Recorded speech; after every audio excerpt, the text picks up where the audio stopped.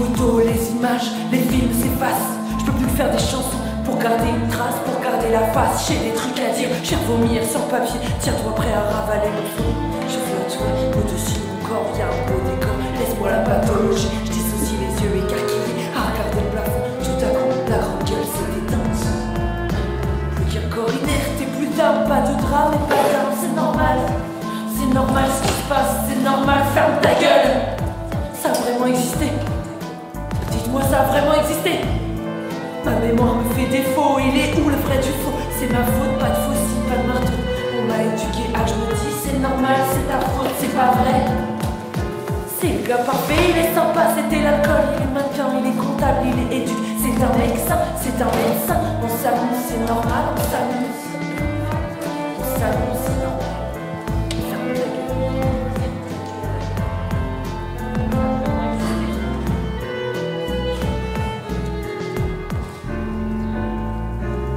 Réfléchis, réfléchis.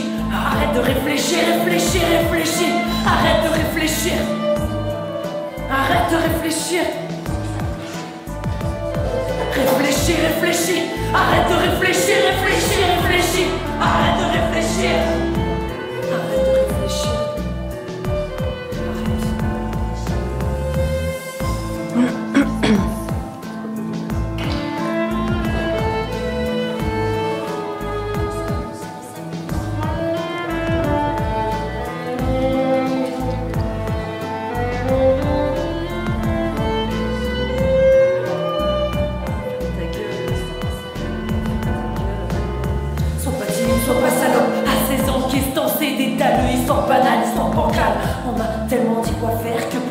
Je me mets à paniquer, on m'a dit faut paniquer. Quand t'es une meuf tu te fais baiser, tu te fais salir. Alors ça peut pas être pire, un pote que tu fais fantasmer. Je me sens trompée, dévalidée. Je veux pas me faire baiser ni par lui, ni par la vie, ni par la société. Je marche pas, je cours. Je parle pas, je crie. Je triche pas, je crois. Et j'avais le dos courbé, les yeux baissés, mais je veux mater le ciel.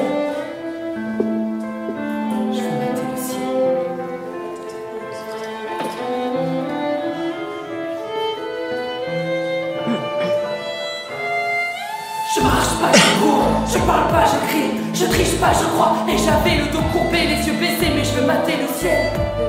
Le visage fier, la tête haute, plein d'idéaux, plein d'idées. Et pendant que les champs brûlent, je bascule, y a les tentacules de la nuit qui m'inspirent. J'avais dit, si je dors pas, c'est pour lui qui était l'aurore. Mais la vérité, j'ai oublié comment on fait pour s'endormir.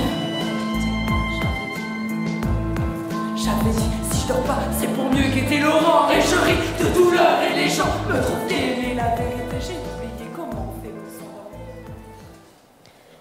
Bonjour à tous et à toutes. Salut Justine. Salut Manu. Eh ben, on est ravis d'être ici. Un grand merci aux organisatrices de Podren. Un grand merci à David en particulier d'avoir soutenu notre podcast. Donc nous, on est Manu et Justine. On a créé un podcast sur les violences sexuelles avec une association dans laquelle on fait partie qui s'appelle le CRIDEV. Cette association, peut-être que certaines la connaissent. On est situé derrière la gare à Rennes. C'est une association qui lutte contre les violences sexistes et sexuelles, mais pas que. On accueille toute personne qui vive des injustices ou des discriminations pour accueillir leurs paroles et puis les accompagner comme on peut. Notamment les mardis et jeudis après-midi. Je fais la petite pub au passage. Aujourd'hui, du coup, on va parler de violences sexuelles. C'est un sujet qui n'est pas hyper simple. Donc, on ne va pas interagir avec le public parce que tout simplement, va y avoir des témoignages et qu'on s'est rendu compte que nos témoignages, déjà, ils mettent beaucoup de temps à être conscientisés, à pouvoir être partagés. On est très stressés d'être ici aussi. Et donc, du coup, on se disait que c'était plus facile de ne pas interagir avec le public. Mais par contre, on est très contents et contentes que vous soyez là. Nous allons... Merci. On est ravis avec Justine d'accueillir des invités avec nous. Donc, Louli. Bonjour. Et Alice. Bonjour. Et il y a 2 autres personnes qui devaient être présentes avec nous, Maxence et Adaline. Donc ils nous regardent, ils nous écoutent, mais pour des raisons de santé, ils n'ont pas pu se déplacer. On pense bien à eux et elles, et on entendra leur témoignage dans cette émission. Aujourd'hui, vous allez écouter 3 extraits de nos podcasts qu'on a fait avec Manu sur les violences sexuelles. Ce sont des podcasts où dedans il y a beaucoup de notre intime aussi, parce qu'on pense que l'intime est politique. Et ensuite, après les extraits, il y aura les paroles de nos invités qui partageront leur vécu. Sinon, pour la petite histoire du podcast, avec Manu, on s'est connus à travers l'association du CRIDEV, où moi je suis arrivée avec un roman, et Manu avait aussi des choses à dire sur la thématique des violences sexuelles, et nos histoires faisaient beaucoup écho. Et au fur et à mesure, comme le CRIDEV commençait des podcasts, on a commencé ces podcasts-là, ensemble. Cette forme du podcast, ça nous a donné beaucoup de force en fait pour traverser ces épreuves sur les violences sexuelles. Ce qu'on voulait aussi dans ces podcasts, c'était sortir de quelque chose de lourd et dramatique. Et donc on s'autorise à sourire, à rire, à avoir cette atmosphère-là pendant les podcasts. Ça nous a permis en fait de reprendre de la force sur nos histoires et de sortir de on subit pas, mais en fait c'est nous qui nous emparons de ces violences-là. Un côté émancipatoire, quoi. Et il y a aussi donc le rap que vous avez écouté au début, c'est le rap de Argalouve, et donc c'est aussi une autre manière en fait de dépasser les violences à travers aussi la musique. Et voilà, la joie dans le militantisme, quoi. Donc maintenant, vous allez écouter le premier extrait de notre podcast.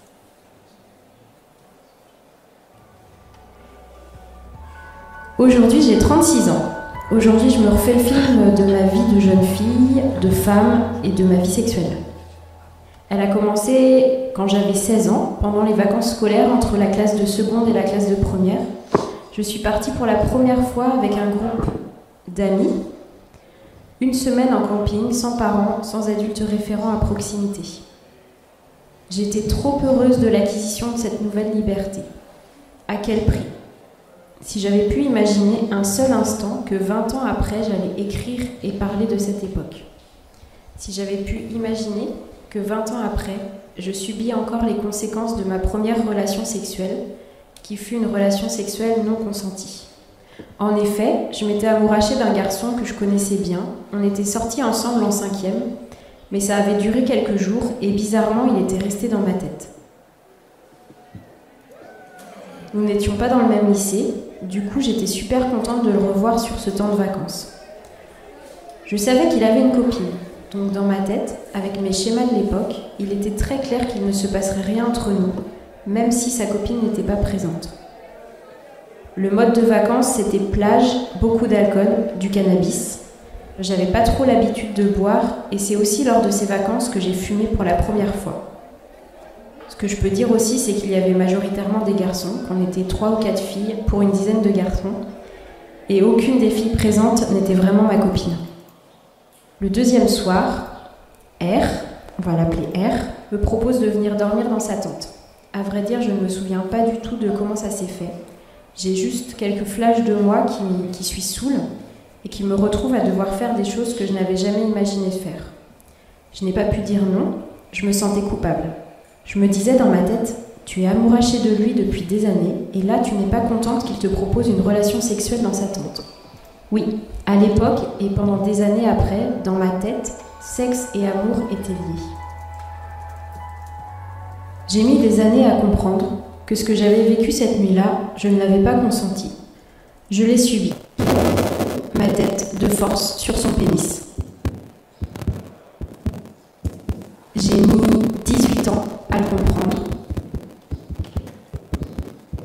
Un jour, je l'ai recroisé dans un bar et en fait, mon corps a parlé. je me suis sentie nouée, contractée, perturbée, 18 ans après.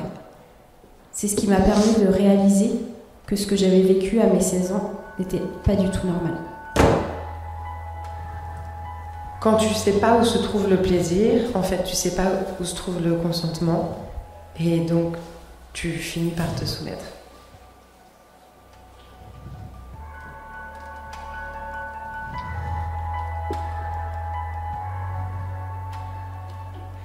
Donc, dans cet extrait, Manu s'est rendu compte 18 ans après de sa première fois qui n'était pas consentie. Louli, quand tu as écouté cet extrait et le podcast, ça t'a fait écho aussi sur ton histoire, où des années après, tu t'es posé des questions aussi sur la place de ton désir, du plaisir et du consentement sur ta première expérience sexuelle. C'est toujours OK de nous en dire plus? Oui. Merci. Du coup, moi, ma première relation sexuelle, j'avais 17 ans et je voyais toutes mes copines autour de moi qui commençaient à faire leur première fois. Et je me disais quand est-ce que ça va m'arriver, parce que en tant que femme grosse dans les films, la grosse elle a jamais de relation sexuelle, elle est jamais considérée par les garçons. Et un jour c'est arrivé, il y a un garçon qui m'a prouvé qu'il avait une attirance pour moi, mais sexuelle. Et donc on a eu une relation sexuelle, et en fait après je me suis rendu compte que je le faisais plus pour une validation sociale auprès de mes copines que pour moi. J'avais pas vraiment de désir. Et la preuve, c'est que par exemple, juste après, j'ai appelé directement mes copines pour leur dire que ça y est, c'était fait. Et aussi du coup, j'ai eu plusieurs relations sexuelles avec des garçons. Mais il y a quelque chose qui est plutôt intéressant, c'est que j'étais jamais vraiment attirée par eux. C'était juste, je me disais, ils sont attirés par moi, donc saute sur l'occasion, sinon ça t'arrivera jamais. Et des années plus tard, du coup, j'ai eu une première relation avec une femme, et là, je me suis rendu compte en fait que j'étais beaucoup plus à l'aise et que j'étais pas considérée comme un objet sexuel. Et par exemple, avec les garçons, je faisais que l'amour dans le noir. Et aujourd'hui, avec une femme, je peux faire l'amour dans la lumière, quoi, parce que je me sens acceptée pour qui je suis et pas pour mon corps. Ok, merci. Tu as parlé que en tant que grosse, tu avais une relation à ton corps et du coup que ça avait impacté dans tes expériences sexuelles. Et à quel point, du coup, ça joue? En fait, je me disais que je méritais pas une relation sexuelle, parce que, comme je disais, dans les films, dans les livres, ça n'arrive pas aux femmes grosses, quoi. Et du coup, je sautais sur l'occasion, ou en tout cas, je me disais que je méritais que ça, et que si c'était pas lui, ça sera jamais quelqu'un d'autre. Et par exemple, quand j'avais vraiment des sentiments pour un garçon, je lui disais pas, parce que je me disais que je méritais pas de l'amour, et je méritais que juste une relation sexuelle, quoi. Ok. Donc un peu comme de la grossophobie intégrée, c'est ça? Ouais, c'est ce mot-là que tu avais utilisé. Ouais. Ok. Et du coup, là, tu es en train de parler au passé. Et est-ce que aujourd'hui, quel est ton rapport du coup avec la grossophobie? Est-ce que ça a évolué et comment? Du coup, je pense que ce qui a fait que j'ai commencé à m'accepter, c'est déjà quand je suis sortie du lycée. Pour moi, le lycée, ça a été vraiment très nocif, parce qu'on a une sorte on doit être dans des cases, respecter des normes déjà vestimentaires, et en plus un peu de grade, je sais pas, le truc de populaire, etc. Et aussi par rapport à Instagram ou les réseaux sociaux, voir des figures inspirantes ou des mannequins grande taille, ou juste en fait entendre le terme de grossophobie. Et j'en parlais beaucoup avec mon père aussi, et un jour il m'a dit en fait, si tu t'acceptes pas toi-même et que tu t'aimes pas toi-même, t'arriveras pas à aimer quelqu'un. Et du coup c'est ça qui m'a permis déjà d'avancer sur le respect de moi-même, quoi. Ok.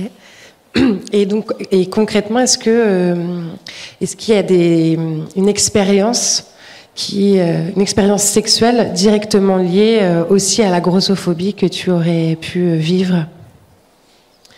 Du coup, au niveau dans les expériences sexuelles, je dirais sur Tinder, par exemple, j'ai eu beaucoup de fétichisation du corps gros.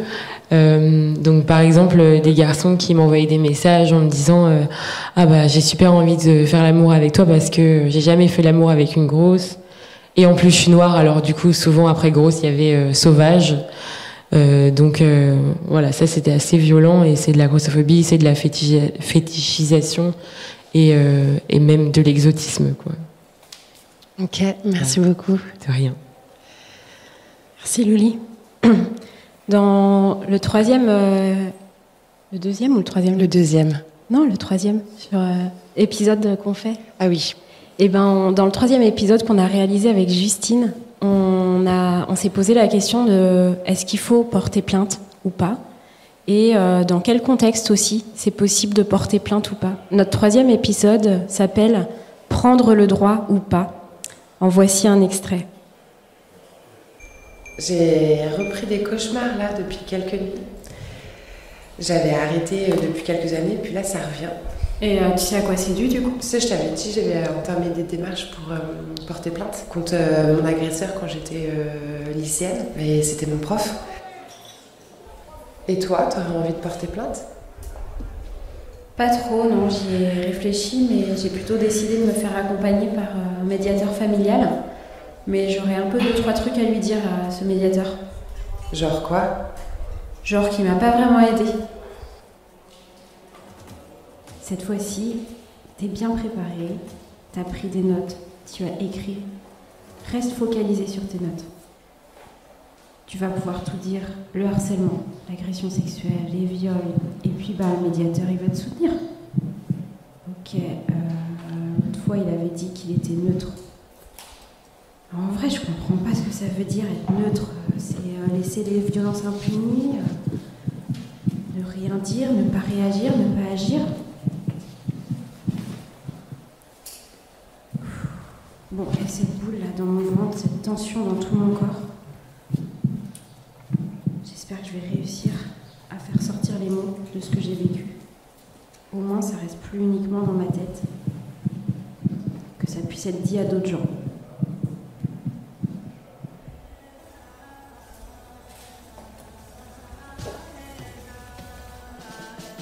Bon, ressaisis-toi. C'est un moment important. Là, tu vas passer à une autre étape. La dernière avant d'aller potentiellement porter plainte. Oui, je me sens fatiguée. L'enchaînement des insomnies pèse dans la tête, au fond de mes yeux.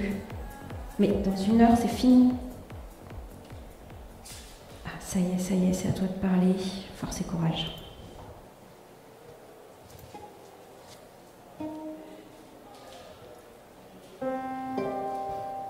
T'as vu, la menace de prendre le droit lors de la médiation familiale a fonctionné. J'ai pas eu besoin de porter plainte, il a arrêté le harcèlement. Et puis de toute façon, je voulais pas porter plainte contre le papa de ma fille. Et oui, c'est la victoire. Youhou. Bravo. Oui, victoire mesurée quand même.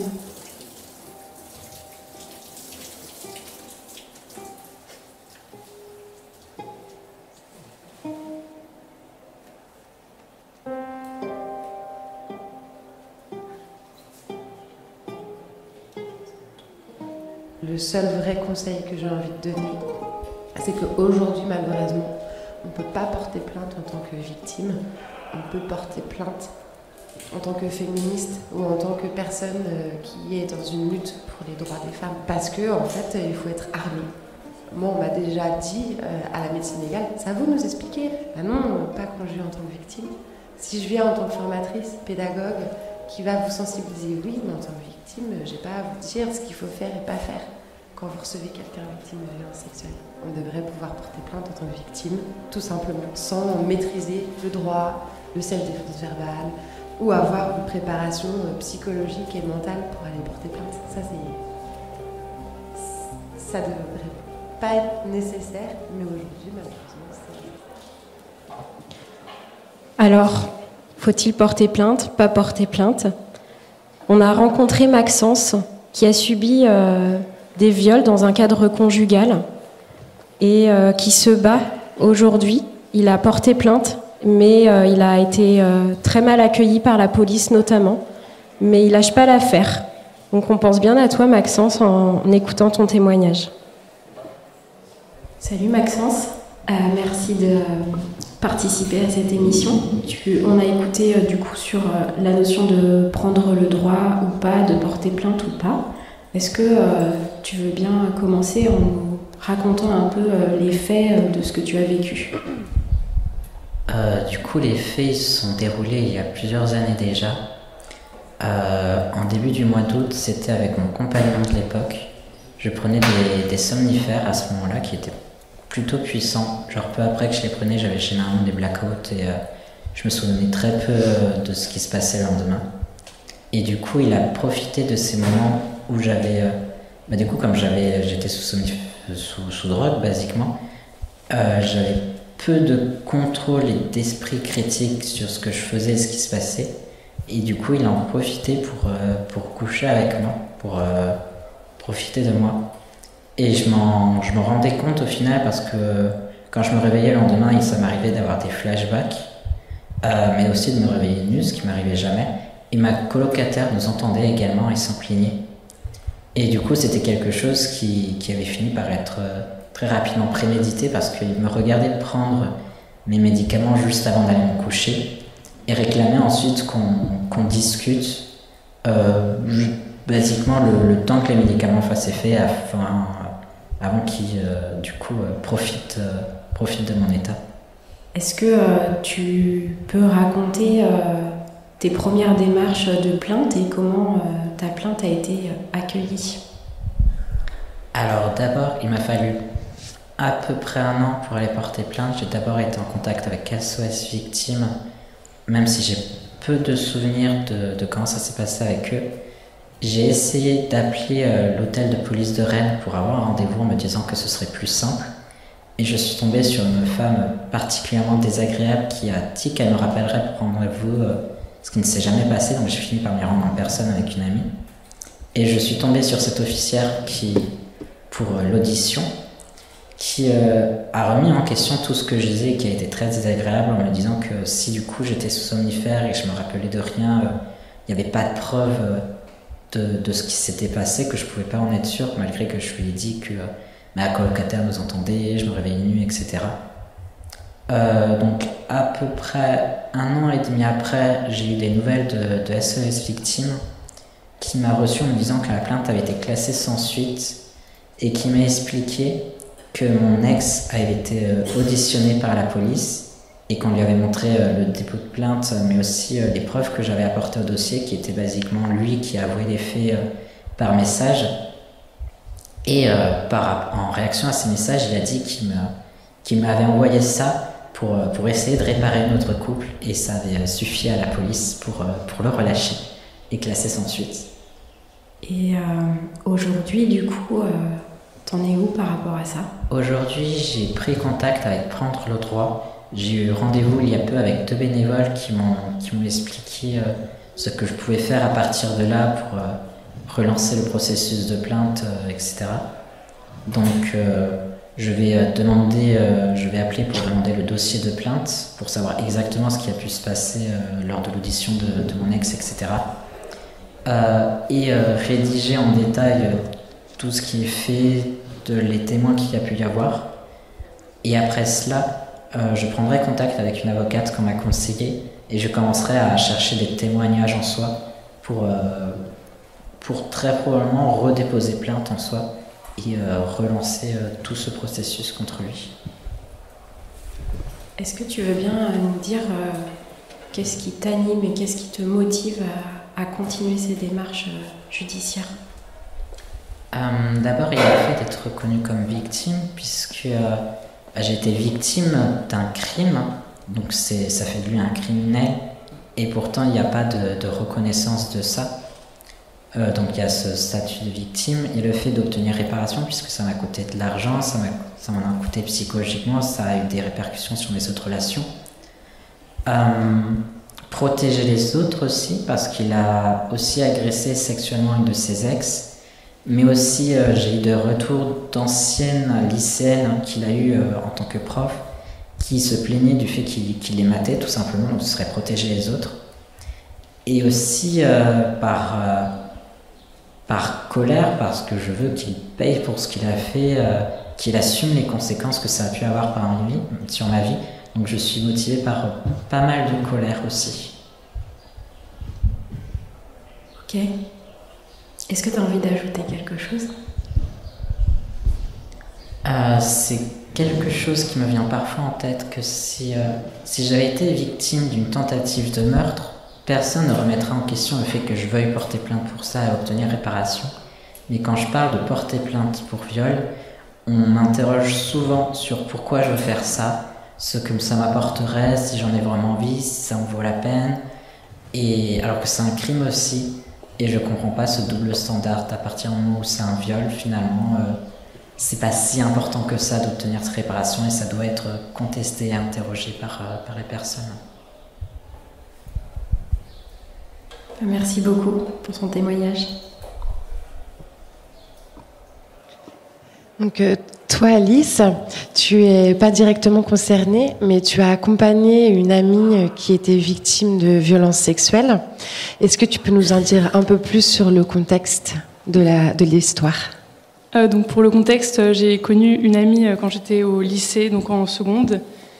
Et elle m'a partagé son histoire, donc comme quoi elle subissait des violences sexuelles depuis quelques années, puisque ça a commencé quand elle était au collège, donc en 5e. Et elle en avait parlé à personne jusque-là. Et elle a choisi de se confier à moi donc sur ce sujet.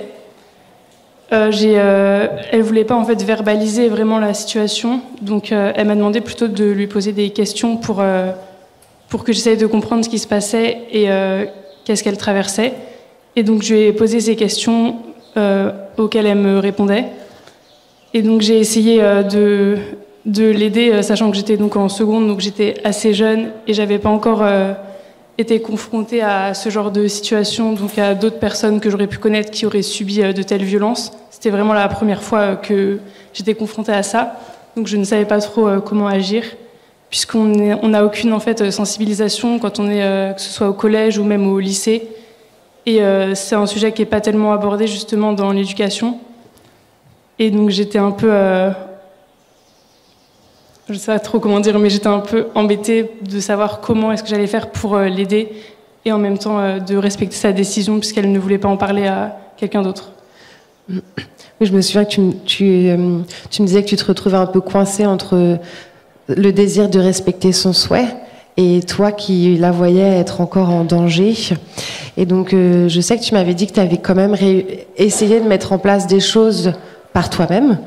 Est-ce que tu te rappelles de ce que tu avais mis en place avec l'agresseur ?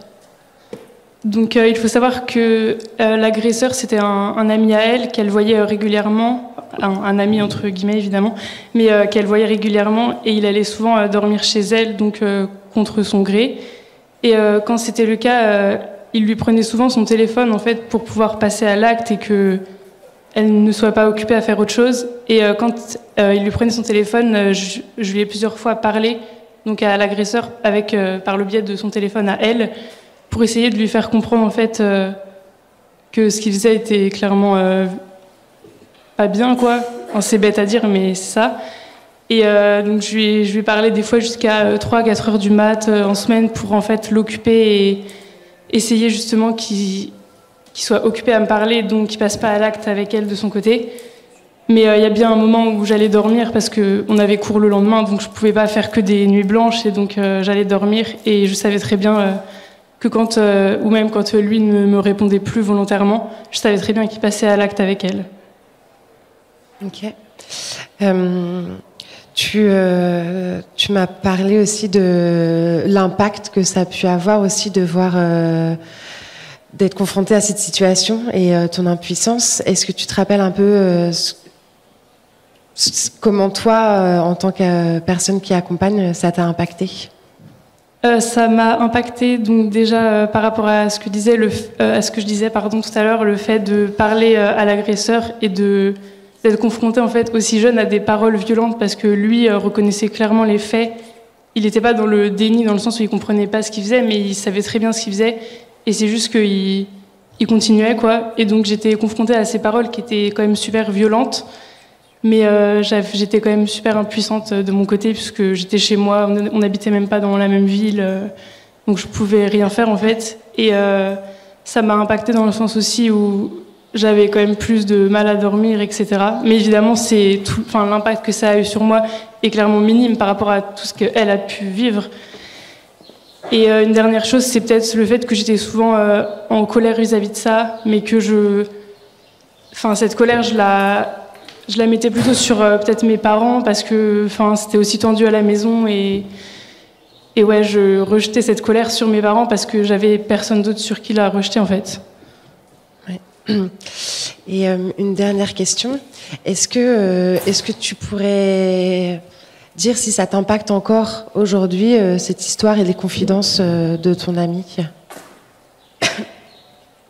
Ça m'impacte dans le sens où je pense que je suis un peu plus méfiante envers les gens, surtout les garçons, par exemple dans la rue ou quand je suis tout seul, même le soir. Mais je pense que ça, c'est pour beaucoup de personnes, en particulier les femmes. Et dans le sens aussi où j'y pense encore souvent à cette histoire quand même, et je me demande si lui, au final, ce qu'il est devenu, puisque là, il y avait quand même une plainte qui avait été faite, mais ça n'avait rien donné. Et donc il est toujours en liberté, et je me dis qu'il a pu recommencer. Et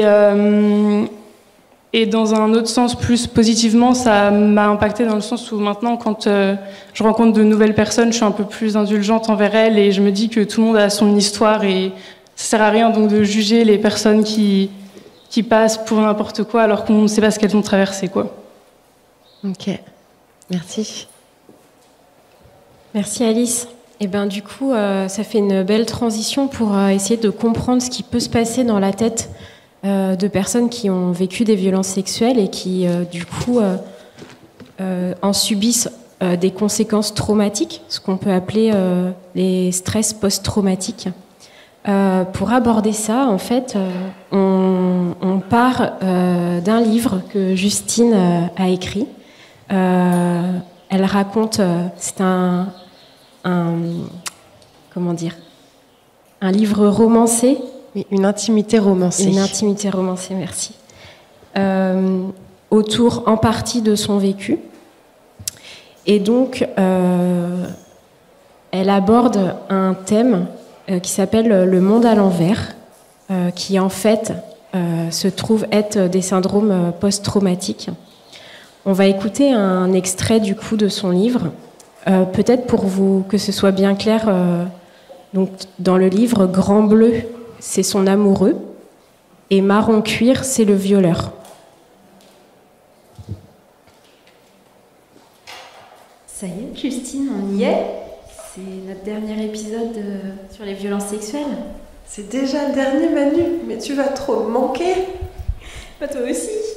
Mais en même temps, on va enfin pouvoir aborder le monde à l'envers, qui était le démarrage de tout. Le fait que j'ai écrit un roman et c'est comme ça qu'on s'est connus. Et qu'on s'est rendu compte ensemble que les mondes à l'envers de ton livre, ce sont les stress post-traumatiques. On se plonge dans le monde à l'envers pour ce dernier épisode de la série alors. Allez, c'est parti. J'écris beaucoup et toujours la même chose. J'écris sur Grand Bleu. Je n'arrive pas à savoir si c'était de l'amour tous les deux. Il y a quelque chose qui bloque. Par exemple, quand je me réveillais, Grand Bleu regardait juste mon visage. C'était agréable. Mais comme il ne faisait pas plus, pour moi cela voulait dire qu'il ne m'aimait pas. Parce que Marron Cuir soulevait le drap pour regarder mon corps et mes seins pendant que je dormais. Je me réveillais et il était en train de s'exciter contre moi. Il se mettait entre mes cuisses et regardait mon sexe. Il touchait, passait ses mains dessus, sa langue. Il semblait fasciné. Quand je me réveillais, il me disait qu'il ne pouvait pas s'en empêcher parce qu'il m'aimait tellement. Alors je bloque parce que Grand Bleu ne faisait pas ça. Ça veut dire que lui, il ne m'aimait pas. Voilà une illustration du monde à l'envers. C'est quand on glisse, quand ce qui est violent constitue la normalité. Quand on est dans une relation d'amour et qu'on n'arrive pas à le croire. Que tout ce qu'on vit, on pense que c'est violent. En fait, l'échelle de la violence est inversée. Les réalités sont déformées. La confiance dans les gens ne peut plus se faire. C'est aussi ce dont on a été échangé avec Adaline, qui n'a pas pu être présente aujourd'hui. Et le début de l'échange de l'interview que j'ai fait avec Adaline a commencé autour d'une vidéo qu'elle m'a montrée et qui explique ce que c'est le trauma. On va vous la partager. Le fait que tu aies de l'anxiété, ça veut dire que ton système fonctionne parfaitement bien. Je sais que c'est pas facile à entendre, mais c'est le cas. Quand tu es dans cette hyper-vigilance constante, c'est qu'il y a de l'énergie traumatique qui n'a pas été déchargée. En fait, c'est vraiment ça. Il t'est arrivé quelque chose, dans ta tête, tu sais que c'est fini, mais ton corps, lui, il ne le sait pas. Il ne l'a pas intégré. Et donc, ton système nerveux, il continue d'être sur ses gardes dans cette hyper-vigilance. Et c'est complètement normal, non? Si le danger n'est pas passé, il ne baisse pas sa garde. C'est magnifique. Et Peter Levine, il explique comme ça le trauma, comme un schéma inséré dans notre système nerveux qui détourne notre énergie vitale en la dirigeant vers le trauma. On commence à orienter notre énergie vitale comme si on était tout le temps en danger, au lieu d'explorer le monde avec curiosité, avec joie. C'est ça que ça fait le trauma. Salut Adaline, on s'est rencontrés via l'association En Parler. Merci du coup de pouvoir témoigner pour cette émission. Les premiers échanges qu'on a pu avoir toutes les deux, c'était donc autour de cette vidéo. En quoi elle te parle? Salut Manu, merci à toi de m'accueillir ici. Alors je t'ai envoyé cette vidéo parce qu'effectivement elle m'a fait vraiment écho. J'avais vraiment l'impression que cette dame, elle parlait de moi en fait. Dans le sens où depuis toute jeune, je me sens vraiment en état de stress chronique en fait. C'est permanent. Je suis toujours à devoir me recentrer sur le symptôme de mon corps en fait pour échapper à la réalité que j'ai vécue plus jeune. Et ça a été mon mécanisme de survie en fait. Cette faculté à me dissocier et à la fois ce stress qui me ramène à mon corps en fait. Tu m'as évoqué aussi dans les échanges qu'on a eus que le viol que tu as subi c'était dans un espace public et que ça a encore aujourd'hui des conséquences post-traumatiques pour toi dans le quotidien. Alors oui, en effet, aujourd'hui ça va beaucoup mieux parce que j'ai suivi une thérapie justement pour aller mieux, pour guérir, je dirais même. Mon objectif premier, ça a été d'enlever cette panique, cette angoisse, c'était de l'agoraphobie, hein, clairement. Les symptômes, c'était vraiment le cœur qui palpite à fond dans un lieu public. Je me mets à trembler de partout, je commence à suer, je commence à avoir des vertiges. Et ça, c'était que ce soit dans un cadre intérieur ou extérieur, dès lors qu'il y avait la foule des personnes que je méconnaissais, et ça me mettait dans un état comme celui-ci. Et c'était juste invivable parce que plus ça allait, plus je l'ignorais.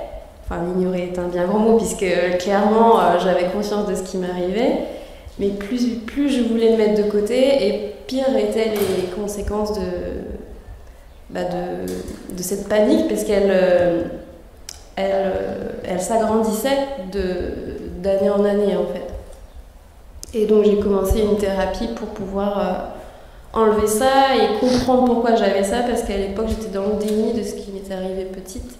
Donc je ne posais pas encore la conscience sur le pourquoi de mes agissements, pourquoi j'étais en état de stress, pourquoi j'avais ces paniques. Et donc j'ai suivi une thérapie pendant 4 ans. Et là, ça va mieux. J'ai enlevé le déni il y a 1 an. Mais c'est le bagage émotionnel, pour le coup, qui est dur à traiter en ce moment. Et un des éléments aussi qui t'a aidé, c'était par rapport à ta famille, ce que tu m'expliquais en termes de rupture. Oui, en effet, bizarrement, en fait, je vivais dans un contexte familial qui venait nourrir et alimenter mes angoisses, mon état de stress post-traumatique, qui me mettait toujours en inconfort et qui m'amenait à vivre des relations vraiment toxiques et qui finalement m'empêchaient pleinement de guérir.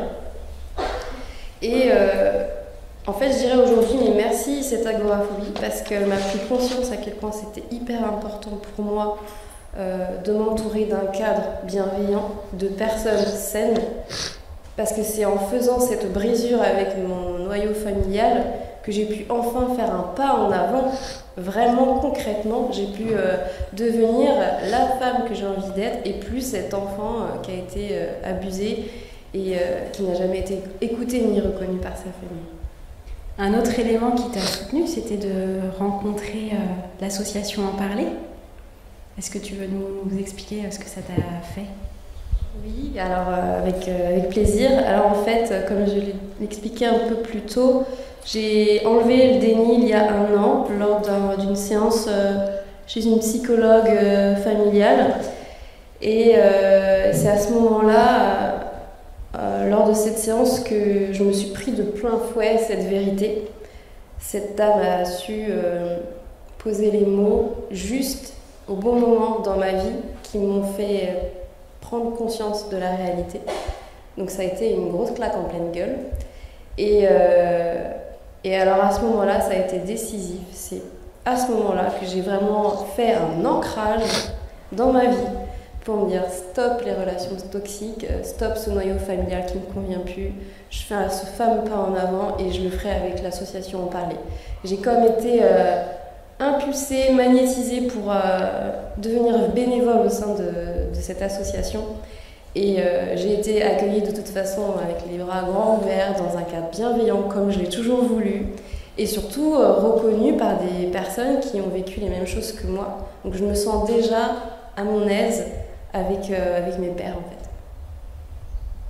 Merci beaucoup. Merci à toi Manu. Justine, tu es la créatrice du concept du monde à l'envers. Est-ce que je sais qu'il y a des échos aussi par rapport à ce qu'a vécu Adaline et à ce que tu as vécu, notamment sur les ruptures avec certaines personnes de ton entourage. Est-ce que tu peux nous en dire quelques mots ? Oui, oui, ça fait beaucoup d'écho. Et en fait, là où ça fait écho, c'est vraiment sur l'injustice que ça peut provoquer par l'incompréhension en fait de l'entourage, sur les conséquences que ça amène dans la tête des victimes. Et moi, je me suis retrouvée souvent dans la position, en fait, je suis en train de subir les conséquences du viol.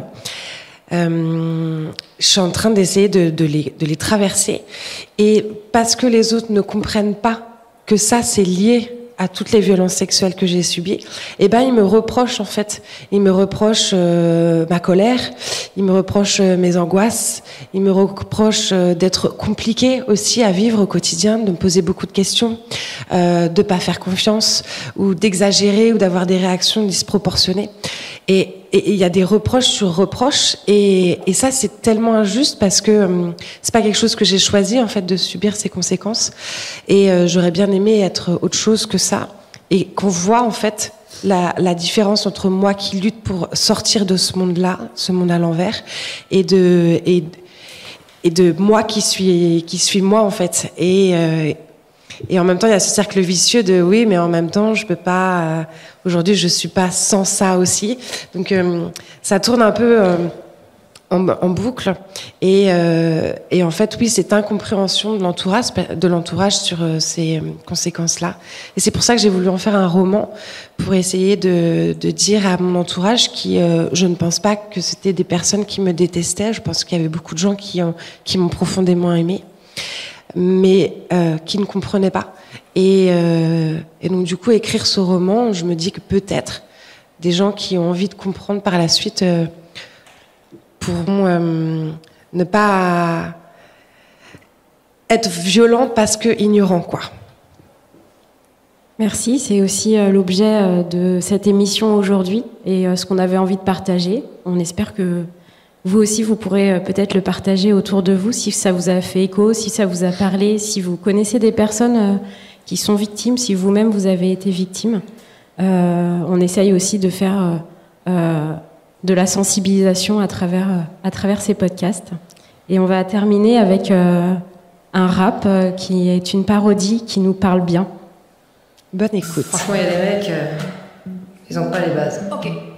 Messieurs, ne soyez pas simplets, soyez simples. Là, je vais dire que des trucs simples parce que vous êtes trop cons. Ok. Simple. Basique. Ok. Une meuf qui dit non, c'est qu'elle veut pas et qu'elle pense non. Simple. Le porno, c'est ton obsession. T'as besoin d'une consultation. Basique. Une meuf qui dit être harcelée, c'est peut-être faux, mais c'est peut-être vrai. Simple. Mini-jupe ou pas, qu'est-ce que ça change si on l'a violée? Basique. Si t'enlèves ta vodka quand elle te voit pas, ça se fait pas, fils.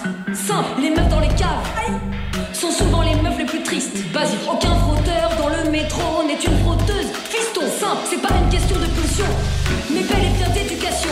Basique. Simple. Basique. Simple. Basique. Messieurs, vous n'avez pas les bases. Non, vous n'avez pas les bases. Vous n'avez pas les bases. Vous n'avez pas les bases. Les religions prônent l'inégalité homme-femme. Simple. Nique son père l'âge de pierre. Patriarche et bas de gamme. Basique. À travail égal, les femmes sont moins payées que les hommes. Simple. Mec, tu t'en branles, mais si on t'excisait, tu tomberais dans les pommes. Basique. Avoir un vagin empêche l'accès aux soins dans des pays simples. Jamais un gamin n'est privé d'école parce qu'il a un zizi. Basique. La plus grande puissance mondiale est guidée par un beau qui a drop une flash. Simple. À tous les Harvey Weinstein, vous méritez des patates. Basique. Simple.